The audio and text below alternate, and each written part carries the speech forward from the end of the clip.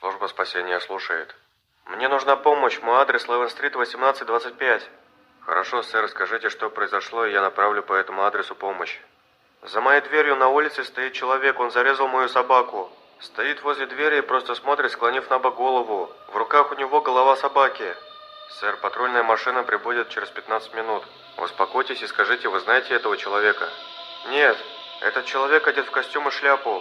У него странное лицо, он улыбается. Вы сказали ему, что вызвали полицию? Да. Скажите ему, что полиция уже едет. Убирайся отсюда, псих, я вызвал копов. Сэр? Он все равно молчит и не двигается. Сэр, может... Убирайся, сейчас приедет полиция. Сэр? Сэр, вы меня слышите? Что происходит? Теперь он молотит дверь отрезанной головой собаки. Сэр, отойдите от двери. У вас заперты все окна и двери. Да, я всегда проверяю перед сном. Боже, я не вижу его в дверной глазок. Что? Сэр, что случилось? Он чем-то закрыл дверной глазок. Я теперь не знаю, где он. Сэр, успокойтесь. Он к вам не сможет проникнуть. Я слышу звук сирены. Это полиция. Подъехала патрульная машина. Сэр, оставайтесь на связи и передайте трубку полицейскому, когда они появятся.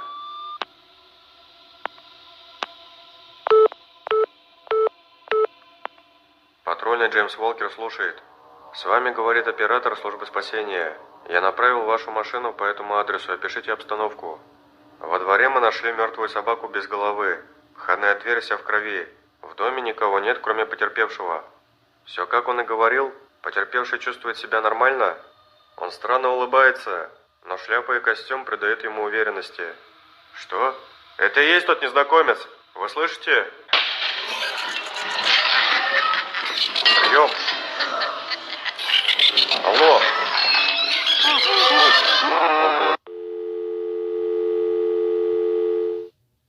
Связь оборвалась. Когда подкрепление прибыло по тому же адресу, то оба патрульных полицейских были убиты. У них были отрезаны головы. В морозильной камере было обнаружено тело и самого хозяина дома, также без головы. Экспертиза установила время смерти, и выяснилось, что убитый не мог звонить в службу спасения. Он был мертв уже 2 часа. На этот раз скрою его имя. Назову его Игорем. Игорь – давний друг моего отца. Когда я была маленькой, мне довелось с ним пройти пару сеансов.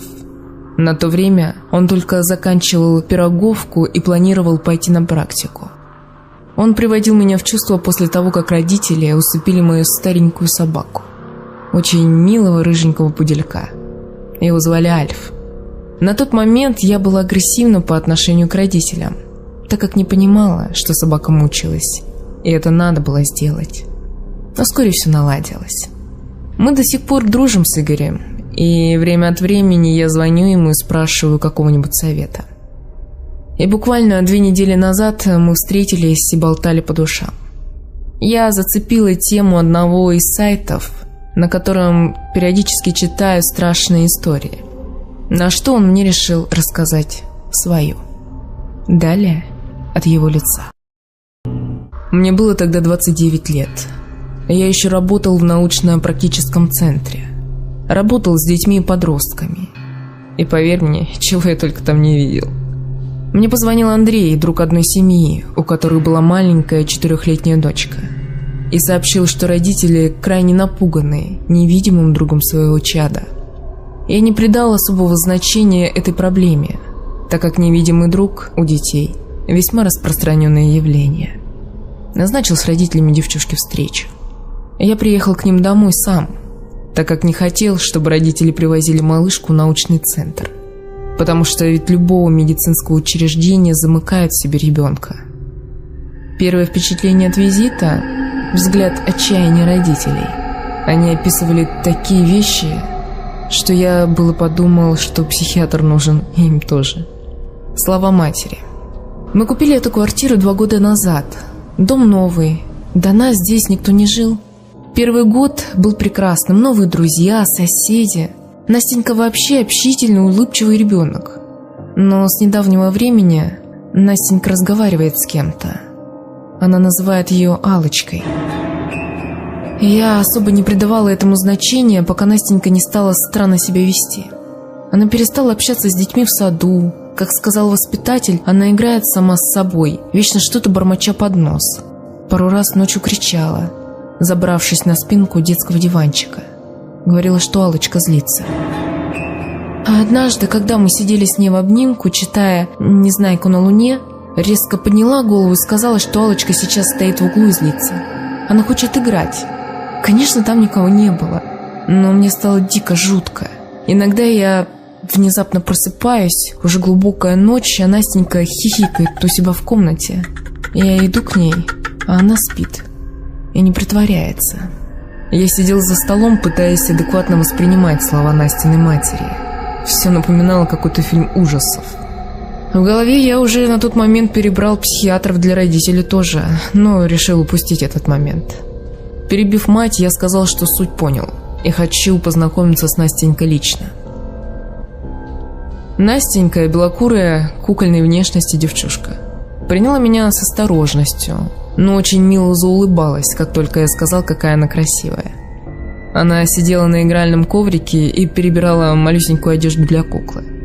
В нашу первую встречу я просто решил с ней поговорить. Обо всем. О ее образе жизни, что она любит, чего не любит и так далее. Она оказалась очень смышленым ребенком. С увлечением отвечала на все вопросы, пока я не спросил, много ли у нее друзей. Она посмотрела на меня из-под лобья и молча скомкала всю кукольную одежду, которую столько времени складывала, небрежно кинув в сундучок для игрушек. Затем ушла на кухню. На этом я решил окончить нашу первую встречу, посчитав, что для размышлений у меня достаточно информации. Мы договорились с родителями, что я буду приходить 3 раза в неделю на 3 часа. Попросил их на это время уходить из дома, дабы быстрее морально приблизиться к ребенку. Последующие 2 сеанса не дали особого продвижения в решении проблемы.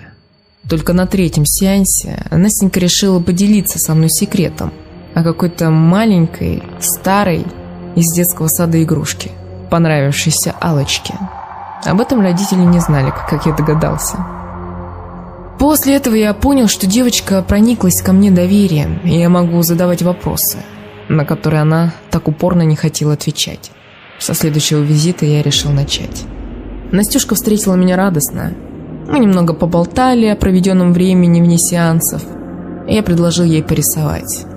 Я нарисовал 2 человечков и сказал: «Смотри, это я и мой друг. Я с ним дружу. Нарисуй своего друга».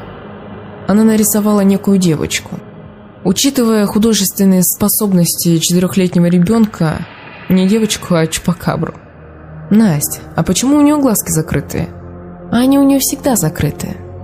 Она их открывает только когда злится. Они у нее черненькие». «Настюша, это Аллочка?» «Да, мы с ней дружим». «А мне можно с ней дружить?» «Нет, ей не нравится, когда с нами еще кто-то играет, потому что ее никто не видит, а я вижу». «Расскажи о ней что-нибудь». «Она не разрешает о ней говорить». «Получается, ее сейчас нет?» «Почему? Она всегда со мной». «А покажи, где она сейчас». Она отвела взгляд за мою спину и ухмыльнулась. И тут начался экшен. Я скептик, но все равно было жутко. Буквально через секунды 3 я почувствовал, будто шелк проскользнул от плеча к локтю, прямо через рубашку. Все внутри сжалось и замерло, но я держался как мог.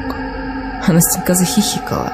Я не знаю, как так вышло, может, все мышцы на лице были напряжены, но я как-то сурово посмотрел на Настю, и она быстро поменяла улыбку на грустную гримасу. Я подумал, что она сейчас заплачет, и все труды на смарку. Я как мог быстро улыбнулся и принялся щекотать Настюшку, дабы разрядить обстановку. Я смеялся вместе с ней, пока не почувствовал какой-то невидимый груз на спине, как будто мешок на спину положили. Затруднилось дыхание, а я с перепуга откинулся от Насти и сел на пол. Настя приподнялась, посмотрела в сторону и с серьезным видом сказала, что Аллочке не нравится, что я ее щекочу. К этому времени пришли Настины родители.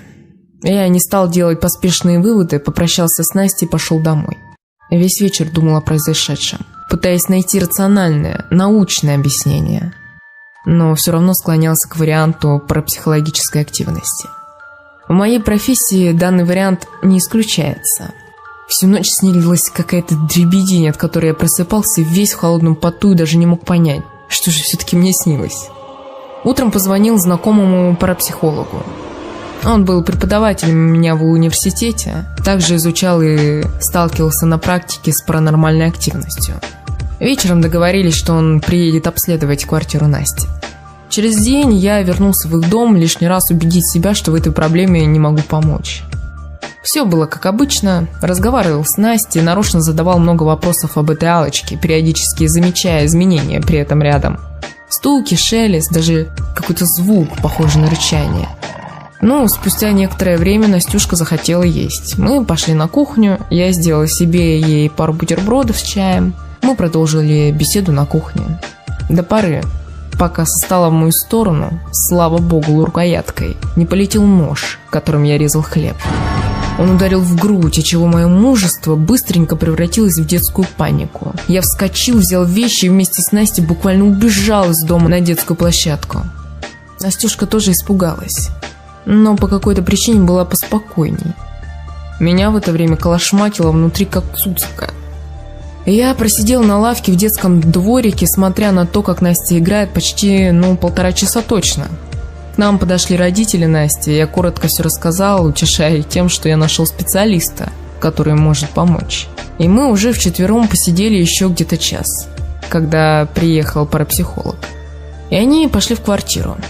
Я не стал идти, подумал, что там и не нужен. И был прав.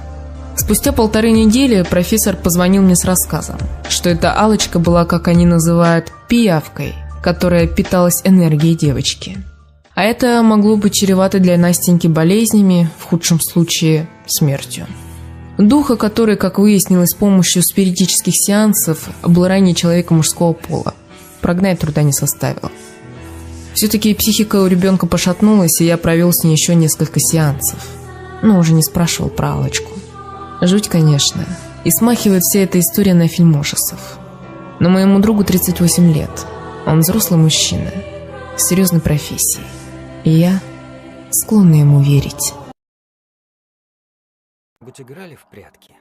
Помните детство, когда водящий закрывал глаза, отвернувшись к стене и громко считал? Так вот, этот детский голос звучал в моей голове всегда, сколько я себя помню. Представьте мое удивление, когда я понял, что его не слышат другие. Много лет назад. Мам, пожалуйста, послушай. Я слышу какой-то голос. Ты разве не слышишь? Что именно? Маленькая девочка играет в прятки. Когда она досчитает до 10... Мама отмахнулась и отвернулась к телевизору. Маленький Том зажмурился и закрыл ладошками уши, пытаясь заглушить звучащий в них счет. Уже повзрослевший Том тоже зажмурился, воскрешая перед мысленным взором ту картину. Неподвижный профиль матери в свете голубого экрана. Честно, поначалу было страшно до дрожи. Особенно после того, как я заметил одну особенность. Когда эта тварь досчитывала до 10, рядом со мной умирал человек. В лучшем случае получал тяжелую травму. Мелькание кадров на экране ускоряется, будто совпадая со счетом детского голоса в голове мальчика. Мать, не понимая, что же случилось с телевизором, тянется переключить канал. 9, 10. Бам! Осколки кинескопа дождем разлетаются по комнате. Взрослый Том распахнул глаза. Количество трупов рядом со мной росло с годами. Сейчас, в мои 20 лет, оно достигло 24. А считать травмы я перестал еще в 12 лет, когда остановился на 173. В действиях этого существа не было упорядоченности. Между его появлениями мог пройти любой промежуток времени, от минуты до года. Игра могла начаться в любой момент. И в тот день ничего не предвещало беды. Зимнее утро. Тома разбудил поцелуй в небритую щеку. С наступающим, любимый! И тебя. Не забыл про нашу встречу с друзьями? Нет, конечно. Я ухожу за подарками. Встретимся в 17:30. Хорошо. В 18:00 компания ребят валилась в квартиру лучшего друга Тома. Кайл, с Новым годом! И тебя. Здорово, что мы встречаем Новый год все вместе. Спасибо, что пришли. Играла громкая музыка, все танцевали и веселились. Воспоминание о счастливых лицах друзей заставило Тома улыбнуться, что вызвало еще большую волну отчуждения со стороны слушателей. Праздник захватил души людей, унося их в страну беззаботных развлечений под парами алкоголя. Мой затуманенный разум то и дело цеплял какие-то странные детали в окружении. Огромное количество острых предметов, которое окружало небольшую толпу народа, состоявшую из моих друзей, девушки и пары давних знакомых. Кинжалы на стене, странно прибитый гвоздь, который никто не замечал. Фейерверки, куда же без них? Мы же собрались повеселиться. Парень прикрыл глаза, защищая их от яркого освещения в зале, и под веками замелькали новогодние огоньки. Новогодние куранты уже давно отгремели, но праздник не прекращался. Том перестал замечать толкотню друзей, остановив взгляд на сияющие елки. Черт побери, плохое у меня предчувствие. В глазах чуть-чуть потемнело. Твою мать, только не сейчас. Привет, давай поиграем. Детский голосок в сознании Тома оказался таким реальным, будто прозвучал совсем близко. Может быть, не сейчас? Он зажмурился и попытался представить свою собеседницу. Это была девочка с темными волосами. Кажется, она надулась. Нет, сейчас. Я хочу играть. Прячься, я начну водить. Том распахнул глаза. Блин, времени очень мало, нужно торопиться. Том немедленно выключил музыку. Так, послушайте меня все. Давайте пойдем гулять. Что ты делаешь? Я хочу играть со всеми. Детский голосок в голове возмутился. Прячься. Толпа загудела, активно поддерживая идею прогулки, все засуетились, начиная одеваться. Кайл, лучший друг Тома, повернул ключ в замке и толкнул дверь, но она не поддалась. 1. После нескольких неудачных попыток Кайл забарабанил в дверь кулаками и ногой. Твою мать, что за шутки? Эй, ублюдки, откройте дверь, разберемся! Немногочисленная толпа поддержала его, крича что-то неразборчиво и нецензурно. Я их не выпущу, ты же знаешь. 2. Ребят, давайте тише, соседка же полицию вызвать может. Оставьте вы эту дверь, ну ее! Том глубоко вдохнул, как перед прыжком в воду. Давайте лучше сыграем в прятки. Кто придумал, тот и вода. Ну ищи, сыщик. Том отвернулся к стене и начал считать, закрыв глаза. 1, 2, А ты молодец. 3. 3, Том повторял в унисон с ней. 4. Каждую секунду гнетущее чувство в груди Тома росло. 10. Простите. Том чувствовал, что у него нет выбора. В глубине души он даже надеялся, что умрет в эту ночь, и поэтому ощутил полное спокойствие. Ожидание близкой смерти даже приятно холодило спину. Я иду искать. Том медленно вышел в коридор. Половица скрипнула, разрушая гробовую тишину, которая лишь изредка разрывалась отдаленными криками с улицы. Шаг, шаг, шаг. Половицы тихо поскрипывали. Том дошел до шкафа-купе, который предательски задрожал, сообщая о том, что там точно кто-то есть. Закрыв глаза, Том потянулся к ручке. Дверь плавно открылась. Свет лампы выхватил из темноты лицо Эммы, девушки Тома. Она обиженно надула щеки и ушла на кухню. Ну и ладно. Сердце Тома замерло в ожидании худшего. Он стоял и ждал крика или падения, но нет, все было спокойно. Голос тихо рассмеялся. Что ты задумала? Скоро узнаешь. Том продолжил путь. Он шел из комнаты в комнату, быстро находя друзей в очевидных местах. За шторой, в шкафу, под столом, под одеялом на кровати. Они все смеялись и уходили на кухню. Когда Том достал из ванны последнего уснувшего друга, включилась музыка, и празднование продолжилось. Том находился в полном недоумении. Черт побери, что ты задумала? Скоро все будет. Большая игра.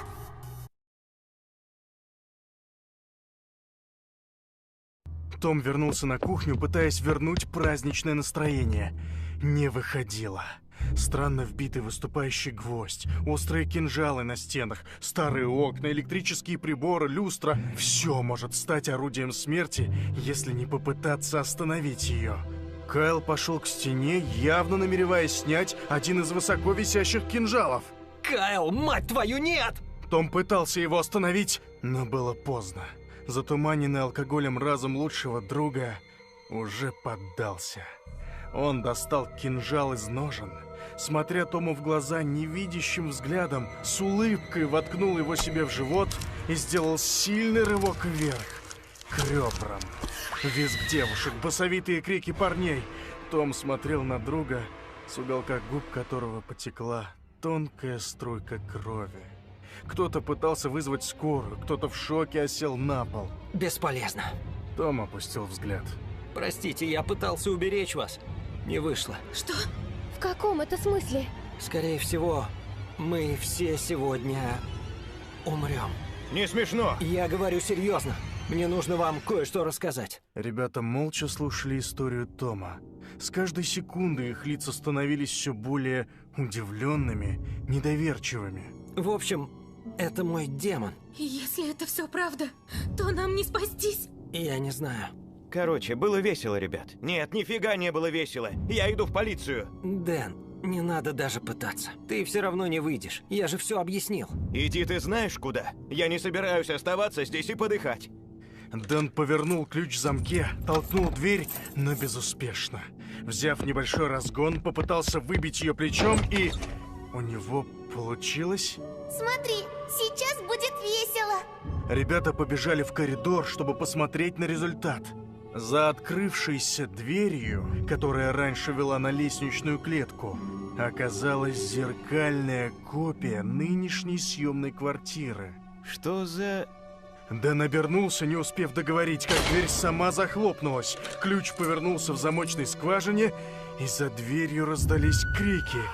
Ребята стояли, наблюдая за этим со стороны, но никто не пытался ничего сделать. Да что за черт?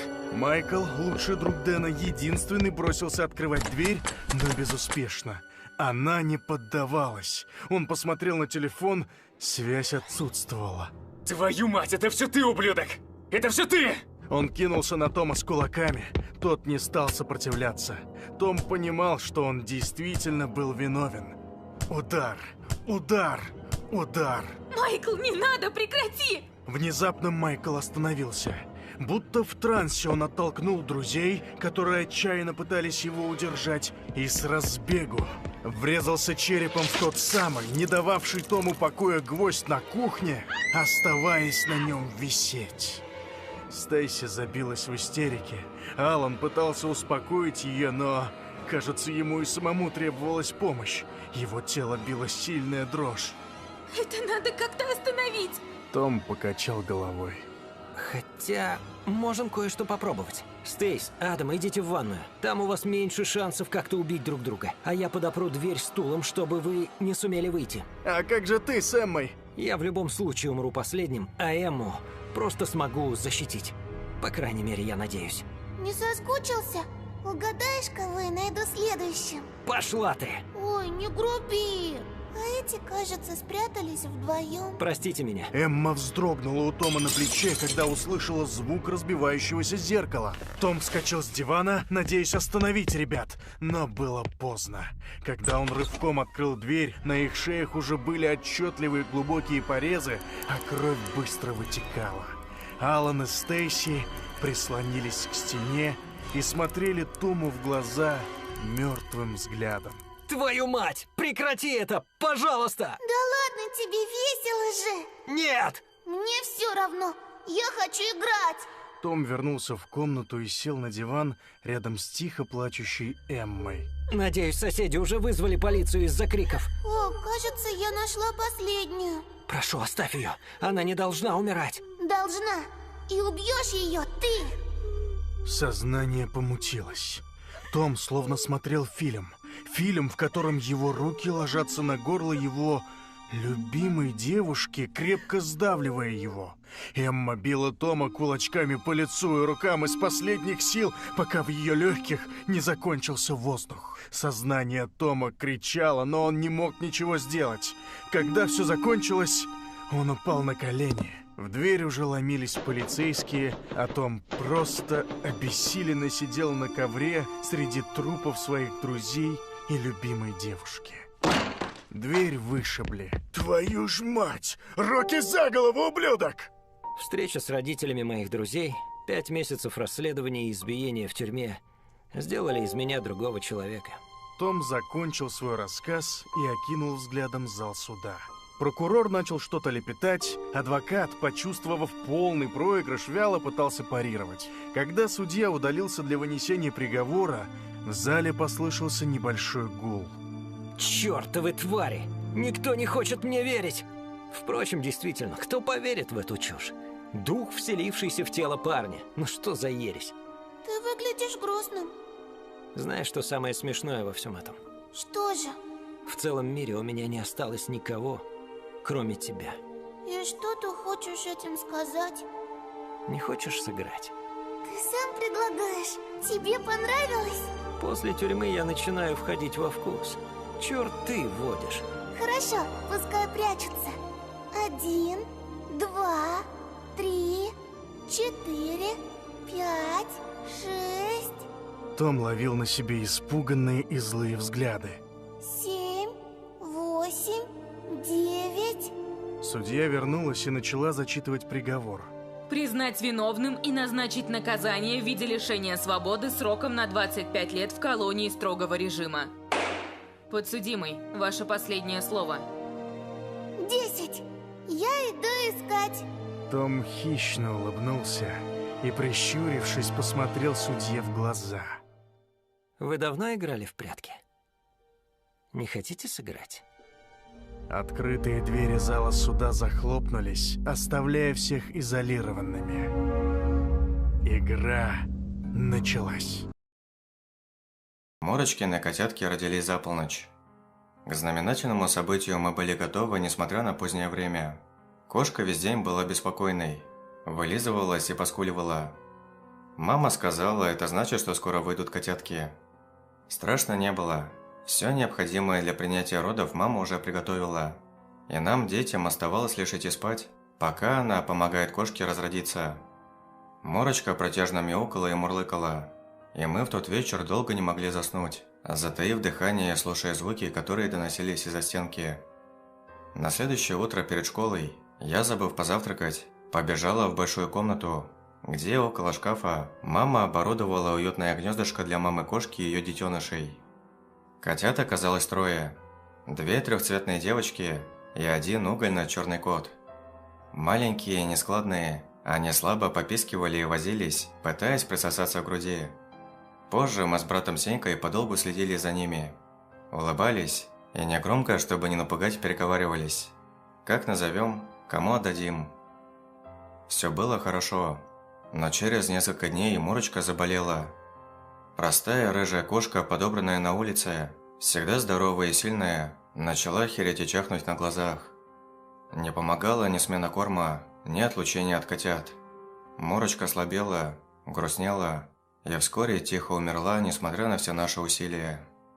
Нашел ее еще теплый трупик Сенька, и на его отчаянный рев прибежали мы с мамой. Попытались реанимировать, но было поздно. Кошка погибла. Ветеринары сказали послеродовые осложнения. Простерилизовали бы, спасли бы Мурочку, но сделать этого мама не успела. После Мурочкиной смерти мы с братом долго плакали и недоумевали, как мама добрая, умная, допустила смерть нашей любимой кошки. Мама в ответ на наши немые претензии лишь вздохнула, тяжело по-взрослому, и сказала: «Что ж, хотя бы котят надо уберечь, будем выкармливать». Кошку похоронили в парке, сделав сверху горку из камней. Еще несколько дней я заворачивала в парк по пути из школы и приносила на могилку Морочки букеты из ярких сухих листьев, рыжих, как наша кошка. А потом бежала домой кормить котят. Смерть Морочки дорого нам обошлась. Котят пришлось выкармливать самим, из специальных бутылочек, массировать им животики и следить, чтобы они хорошо ходили в туалет. Одна из девочек родилась слабенькой, и несмотря на все наши усилия, зачахла. Остальные прижились и окрепли. Через пару недель уже уверенно вставая на лапки и пискляво мяуча. Оставшуюся в живых девочку мы назвали Кнопкой. Ее подвижный черный носик так и тянуло потрогать. Мальчик же получил прозвище Пушок. Несмотря на то, что мордочка была не очень пушистой, ее последний сын представлял собой сплошной комок черного меха с блестящими оттуда глазами. Видимо, котенок пошел в неизвестного папу.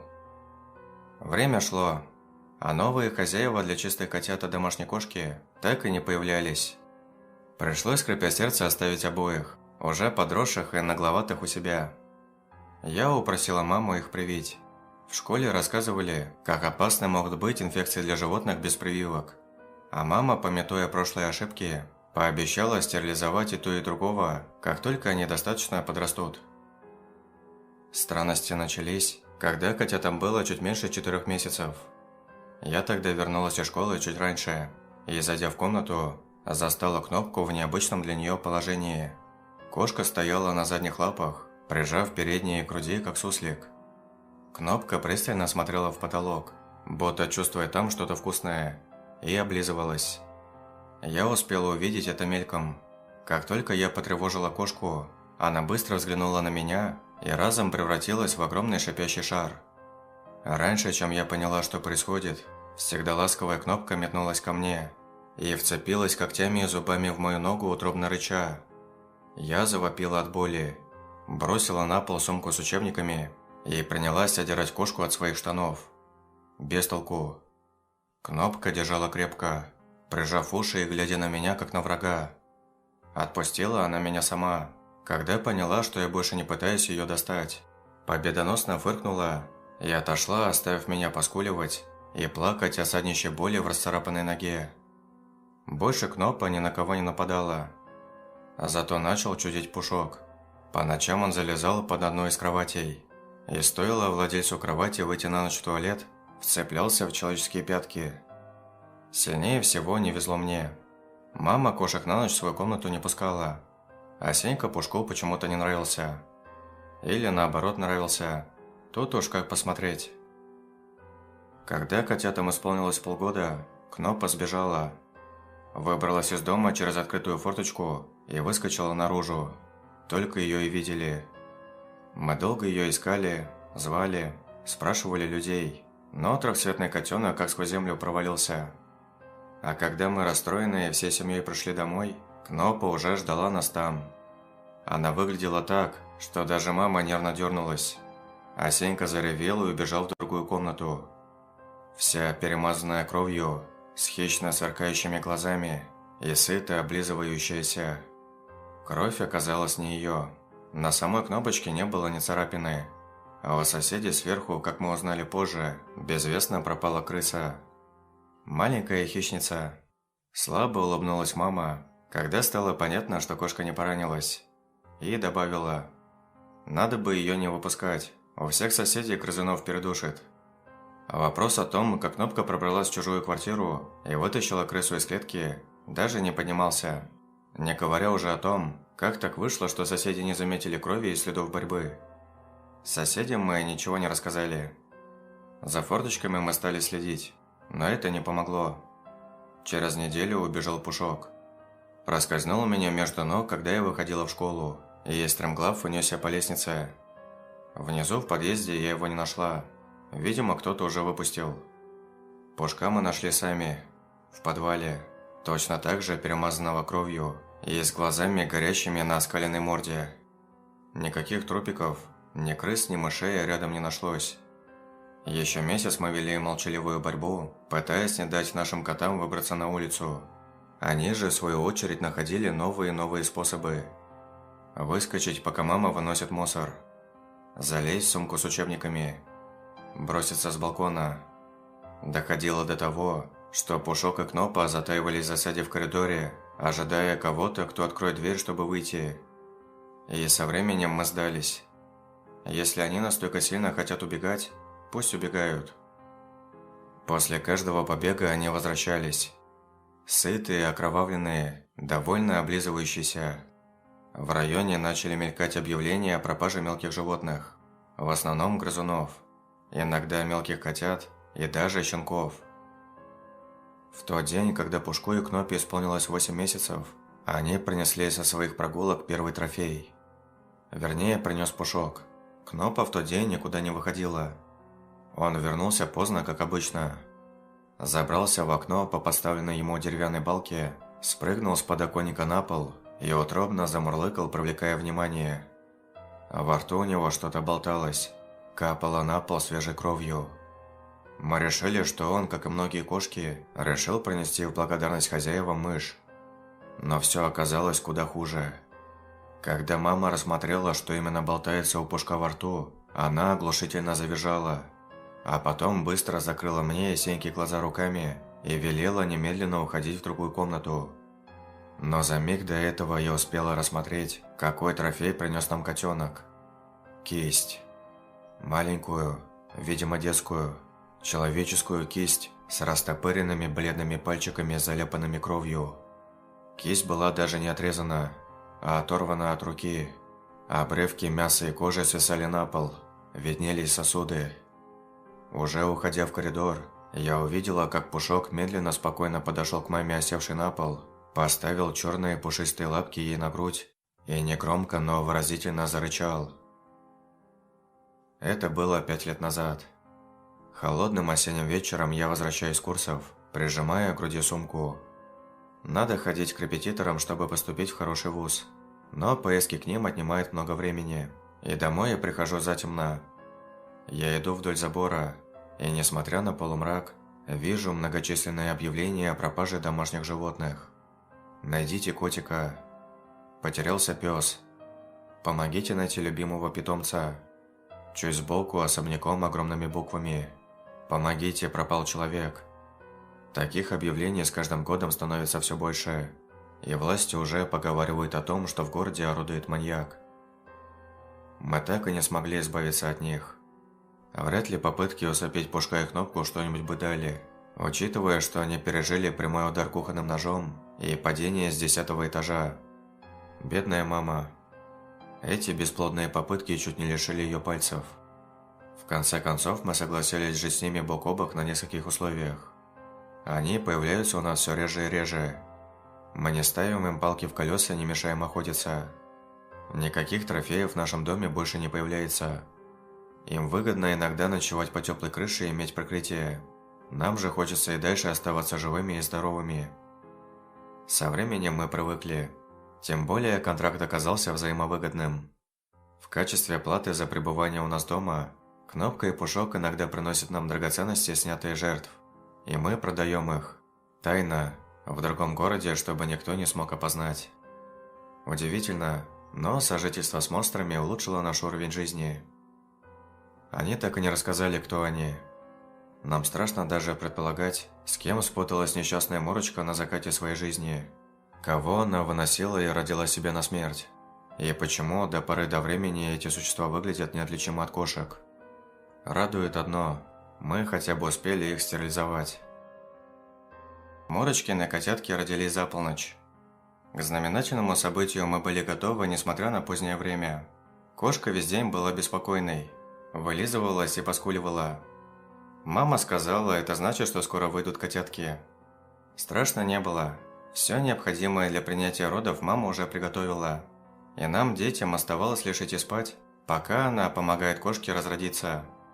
Мурочка протяжно мяукала и мурлыкала. И мы в тот вечер долго не могли заснуть, затаив дыхание и слушая звуки, которые доносились из-за стенки. На следующее утро перед школой я, забыв позавтракать, побежала в большую комнату, где около шкафа мама оборудовала уютное гнездышко для мамы-кошки и ее детенышей.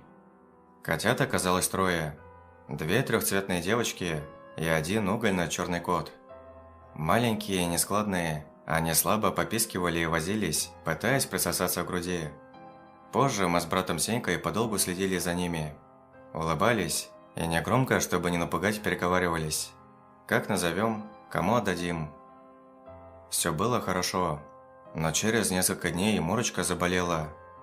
Простая рыжая кошка, подобранная на улице, всегда здоровая и сильная, начала хереть и чахнуть на глазах. Не помогала ни смена корма, ни отлучение от котят. Морочка слабела, грустнела и вскоре тихо умерла, несмотря на все наши усилия. Нашел ее еще теплый трупик Сенька, и на его отчаянный рев прибежали мы с мамой. Попытались реанимировать, но было поздно.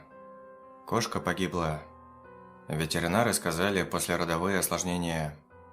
Простерилизовали бы, спасли бы Мурочку, но сделать этого мама не успела. После Мурочкиной смерти мы с братом долго плакали и недоумевали, как мама добрая, умная, допустила смерть нашей любимой кошки. Мама в ответ на наши немые претензии лишь вздохнула, тяжело по-взрослому, и сказала: «Что ж, хотя бы котят надо уберечь, будем выкармливать». Кошку похоронили в парке, сделав сверху горку из камней. Еще несколько дней я заворачивала в парк по пути из школы и приносила на могилку Морочки букет из ярких сухих листьев, рыжих, как наша кошка. А потом бежала домой кормить котят. Смерть Морочки дорого нам обошлась. Котят пришлось выкармливать самим из специальных бутылочек, массировать им животики и следить, чтобы они хорошо ходили в туалет. Одна из девочек родилась слабенькой, и, несмотря на все наши усилия, зачахла. Остальные прижились и окрепли. Через пару недель уже уверенно вставая на лапки и пискляво мяуча. Оставшуюся в живых девочку мы назвали Кнопкой. Ее подвижный черный носик так и тянуло потрогать. Мальчик же получил прозвище Пушок. Несмотря на то, что Морочка была не очень пушистой, ее последний сын представлял собой сплошной комок черного меха с блестящими оттуда глазами. Видимо, котенок пошел в неизвестного папу. Время шло, а новые хозяева для чистой котята домашней кошки так и не появлялись. Пришлось, скрипя сердце, оставить обоих, уже подросших и нагловатых у себя. Я упросила маму их привить. В школе рассказывали, как опасны могут быть инфекции для животных без прививок. А мама, памятуя прошлые ошибки, пообещала стерилизовать и то, и другого, как только они достаточно подрастут. Странности начались, когда котятам было чуть меньше 4 месяцев. Я тогда вернулась из школы чуть раньше и, зайдя в комнату, застала Кнопку в необычном для нее положении. Кошка стояла на задних лапах, прижав передние к груди, как суслик. Кнопка пристально смотрела в потолок, будто чувствуя там что-то вкусное, и облизывалась. Я успела увидеть это мельком. Как только я потревожила кошку, она быстро взглянула на меня и разом превратилась в огромный шипящий шар. Раньше, чем я поняла, что происходит, всегда ласковая Кнопка метнулась ко мне и вцепилась когтями и зубами в мою ногу, утробно рыча. Я завопила от боли, бросила на пол сумку с учебниками и принялась отдирать кошку от своих штанов. Без толку. Кнопка держала крепко, прижав уши и глядя на меня, как на врага. Отпустила она меня сама, когда поняла, что я больше не пытаюсь ее достать. Победоносно фыркнула и отошла, оставив меня поскуливать и плакать от саднищей боли в расцарапанной ноге. Больше Кнопа ни на кого не нападала. Зато начал чудить Пушок. По ночам он залезал под одну из кроватей. И стоило владельцу кровати выйти на ночь в туалет, вцеплялся в человеческие пятки. Сильнее всего не везло мне. Мама кошек на ночь в свою комнату не пускала. А Сенька Пушку почему-то не нравился. Или наоборот нравился. Тут уж как посмотреть. Когда котятам исполнилось полгода, Кнопа сбежала. Выбралась из дома через открытую форточку и выскочила наружу. Только ее и видели. Мы долго ее искали, звали, спрашивали людей, но трехцветный котенок как сквозь землю провалился. А когда мы, расстроенные, всей семьей пришли домой, Кнопа уже ждала нас там. Она выглядела так, что даже мама нервно дернулась, а Сенька заревел и убежал в другую комнату. Вся перемазанная кровью, с хищно сверкающими глазами и сыто облизывающаяся. Кровь оказалась не ее. На самой Кнопочке не было ни царапины, а у соседей сверху, как мы узнали позже, безвестно пропала крыса. Маленькая хищница. Слабо улыбнулась мама, когда стало понятно, что кошка не поранилась, и добавила: «Надо бы ее не выпускать, У всех соседей грызунов передушит. А вопрос о том, как Кнопка пробралась в чужую квартиру и вытащила крысу из клетки, даже не поднимался. Не говоря уже о том, как так вышло, что соседи не заметили крови и следов борьбы. Соседям мы ничего не рассказали. За форточками мы стали следить, но это не помогло. Через неделю убежал Пушок. Проскользнул у меня между ног, когда я выходила в школу, и стремглав унесся по лестнице. Внизу в подъезде я его не нашла. Видимо, кто-то уже выпустил. Пушка мы нашли сами, в подвале, точно так же перемазанного кровью и с глазами горящими на оскаленной морде. Никаких трупиков, ни крыс, ни мышей рядом не нашлось. Еще месяц мы вели молчаливую борьбу, пытаясь не дать нашим котам выбраться на улицу. Они же, в свою очередь, находили новые и новые способы. Выскочить, пока мама выносит мусор. Залезть в сумку с учебниками. Броситься с балкона. Доходило до того, что Пушок и Кнопа затаивались в засаде в коридоре, ожидая кого-то, кто откроет дверь, чтобы выйти. И со временем мы сдались. Если они настолько сильно хотят убегать, пусть убегают. После каждого побега они возвращались. Сытые, окровавленные, довольно облизывающиеся. В районе начали мелькать объявления о пропаже мелких животных. В основном грызунов. Иногда мелких котят и даже щенков. В тот день, когда Пушку и Кнопе исполнилось 8 месяцев, они принесли со своих прогулок первый трофей. Вернее, принес Пушок. Кнопа в тот день никуда не выходила. Он вернулся поздно, как обычно. Забрался в окно по поставленной ему деревянной балке, спрыгнул с подоконника на пол и утробно замурлыкал, привлекая внимание. Во рту у него что-то болталось, капало на пол свежей кровью. Мы решили, что он, как и многие кошки, решил принести в благодарность хозяевам мышь. Но все оказалось куда хуже. Когда мама рассмотрела, что именно болтается у Пушка во рту, она оглушительно завизжала, а потом быстро закрыла мне и Сеньке глаза руками и велела немедленно уходить в другую комнату. Но за миг до этого я успела рассмотреть, какой трофей принес нам котенок. Кисть. Маленькую, видимо детскую, человеческую кисть с растопыренными бледными пальчиками, заляпанными кровью. Кисть была даже не отрезана, а оторвана от руки. Обрывки мяса и кожи свисали на пол, виднелись сосуды. Уже уходя в коридор, я увидела, как Пушок медленно, спокойно подошел к маме, осевшей на пол, поставил черные пушистые лапки ей на грудь и негромко, но выразительно зарычал. Это было 5 лет назад. Холодным осенним вечером я возвращаюсь с курсов, прижимая к груди сумку. Надо ходить к репетиторам, чтобы поступить в хороший вуз, но поездки к ним отнимают много времени, и домой я прихожу затемно.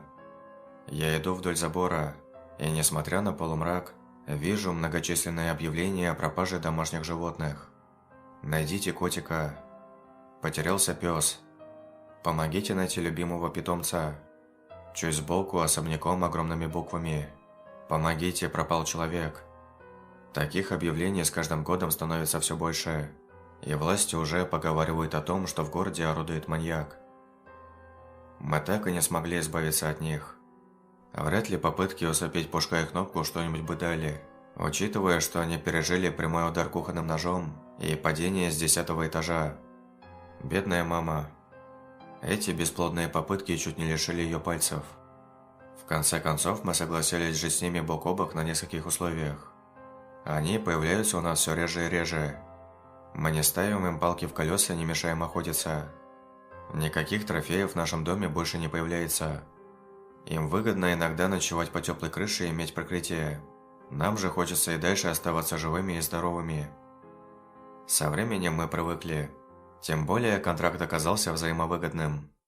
В качестве платы за пребывание у нас дома, Кнопка и Пушок иногда приносят нам драгоценности, снятые жертв. И мы продаем их. Тайно, в другом городе, чтобы никто не смог опознать. Удивительно, но сожительство с монстрами улучшило наш уровень жизни. Они так и не рассказали, кто они. Нам страшно даже предполагать, с кем спуталась несчастная Мурочка на закате своей жизни. Кого она выносила и родила себе на смерть. И почему до поры до времени эти существа выглядят неотличимо от кошек. Радует одно. Мы хотя бы успели их стерилизовать. На часах было 22:58. Мария занервничала, стол накрыт, все расставлено, а гостей все нет и нет. Подвыпившие соседи гудели уже битый час, на улицах то и дело взрывалась китайская пиротехника, но ей было не до веселья. Одной, понимаете ли, совсем невозможно веселиться.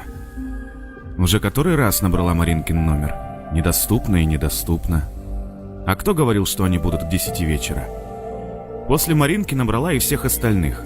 Тоже недоступно. Списав это на операторов связи, Мария открыла бутылку вина и налила себе бокал. Не успела она выпить и глотка, как зазвонили в дверь. Радостно улыбаясь, она открыла дверь своим гостям. Начался обычный веселый шум и гам, который присущ русскому Новому году. Маше тут же подарили огромную красивую открытку, но прочитать поздравления не дали. Все уже были порядком подвыпивши, кроме водителя Алексея. Маринка уже успела подцапаться со своим мужем Николаем. Для них это было привычным делом, и как только они живут вместе.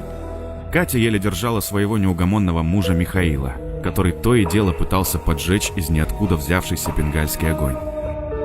Наконец Марии удалось всех успокоить и усадить за стол. Она посмотрела на часы. 23:18. Первой подняла свой бокал. «Давайте уже поскорее Старый год проводим. До нового 40 минут осталось». Тост был принят на ура.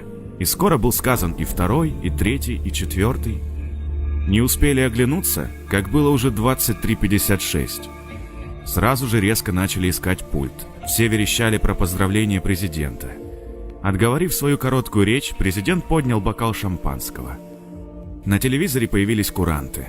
Вся компания дружно подняла бокалы и начала скандировать «С Новым годом!». Когда куранты пробили 12 раз, Мария кричала одна. Остальные с улыбкой на лице замолчали. «Ребята, вы чего?» – удивленно спросила Мария. После недолгого молчания ответил Николай. «На пасашок!» «На какой еще пасашок? Ребята, вы что, Новый год же?» Улыбнувшись, ответила Маша. «На пасашок!» Вторили Николаю все остальные. Мария изумленно смотрела на своих друзей. «Это что, розыгрыш какой-то?» «Знаешь, Машка, — сказал трезвый водитель Алексей, — нам пора уже, извини. Потому на пасашок и пили». «Да-да, нам пора уже!» — поддержали остальные. Мария лишь удивленно захлопала глазами. Подумала, сюрприз, что ли, какой-то приготовили. Все пожелали ей счастья, удачи и любви в новом году и удалились. Она ждала 10 минут, 20, 30. Никто так и не вернулся. Взяв бутылку шампанского, Мария села на диван и стала ее потихоньку распивать в компании с телевизором.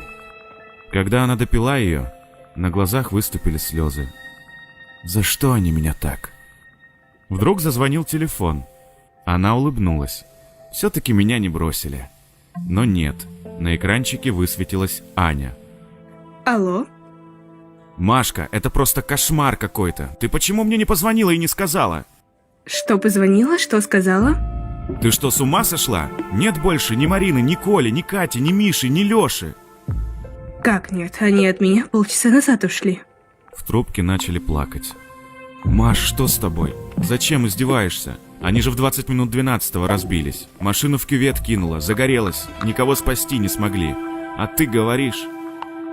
Захлебнувшись рыданиями, Аня бросила трубку. Ничего не понимающая Маша отправилась на кухню за бутылкой водки. И, проходя по коридору, она заметила на столике открытку. Ей же так и не дали ее прочитать. Теперь ей это удалось. Закрыв открытку, на ватных ногах она прошла на кухню, налила себе рюмку и тут же ее выпила. В открытке, кроме банально напечатанного поздравления, значилось: «Извини, что так получилось. Это не наша вина. Но не волнуйся. Скоро увидимся. Ведь ты забыла закрыть дверь. С Новым годом!» Около входной двери послышались какие-то странные звуки, одновременно похожие и не похожие на звук шагов в привычном понимании. Это было больше похоже на шаги сломанного манекена. Дверь открылась. В квартиру проник запах паленого мяса. Маша отвернулась от двери, наполнила рюмку. Шаги приближались. Маша закрыла глаза и подняла рюмку. Шаги остановились у нее за спиной. На, пасашок. Одними лишь губами успела прошептать она.